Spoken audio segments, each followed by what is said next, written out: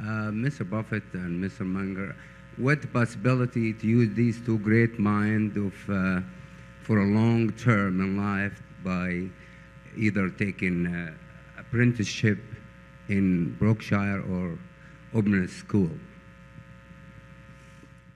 Shout out to my random subscribers. Thank you for your support. If you want to get mentioned to my next video, like and subscribe now. School. Well, let me try that one because I have a demonstrated record of non-performance. I have had great difficulty enabling my children to know what I know. And Warren, maybe you have failed less. My children in many ways are a lot smarter than I am, so I have a different experience, Charlie. No, I think you can, I've mainly learned by reading myself, so I don't think I have any original ideas that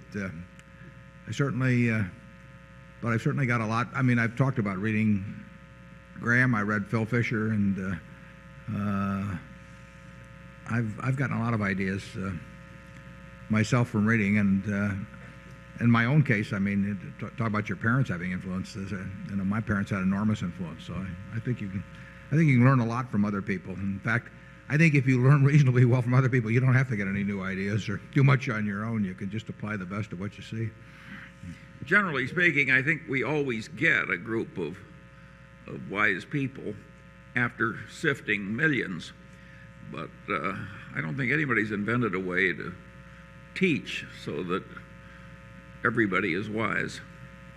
It's extraordinary how resistant some people are to learning anything.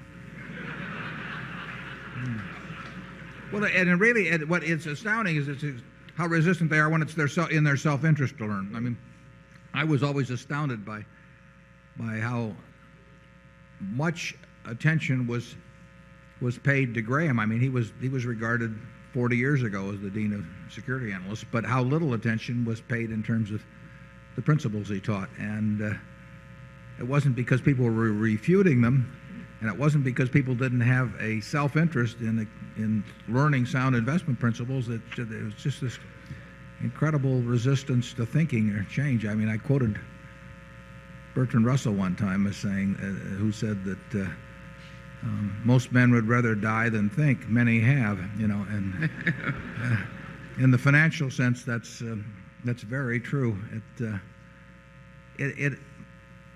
It's not complicated. I mean, human relations, usually aren't that complicated, and certainly it's in people's self-interest to develop habits that work well in human relations, but an amazing number of people seem to mess it up one way or another. How much has Berkshire Hathaway been copied either in investing America or corporate America? I'm not saying we deserve to be necessarily, but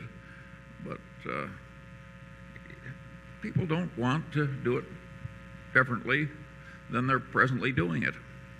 You might argue that Mrs. B, having started what you may have seen out there this weekend with $500 in 1937, without a day in school in her life, and building that into a great enterprise, you might say, well, that is something to study. I mean, is it because she couldn't speak English when she got over here? Maybe we cleanse people. I mean, what is there to learn from seeing somebody create an incredible success like that in a competitive business? She didn't invent something that the world had never seen before.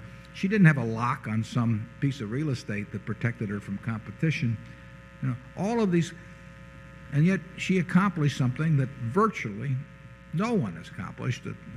Now, why aren't business schools studying her? Why are they talking about EVA, economic value added, as we talked about earlier, or any of these? I mean, here is a success. Something has made her a success. Is it a 220, she's very smart, but is it a 220 IQ?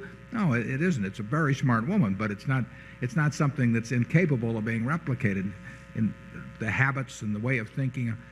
But who is studying her? I mean, they present her as a curiosity, but if you go to any of the top 20 business schools, there's not one page that's being given to anybody to study what is an incredible success. And I find that very interesting that,